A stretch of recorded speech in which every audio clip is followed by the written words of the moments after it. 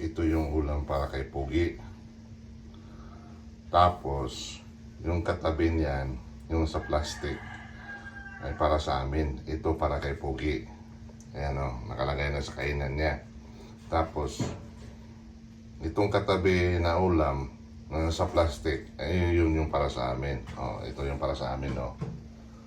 O, di ba? Daing. Yun yung ulam namin. So, ito, kay Pugi. Ipaprepare ko na to kasi naliligo pa yan eh. Tapos ng naliligo, kakain na yun. Eh, ang problema doon, kung kakainin niya dito, itong pork chop. Kasi maarte din yan eh. Pag ayaw niya talaga kainin yan. So, hayaan lang namin yan.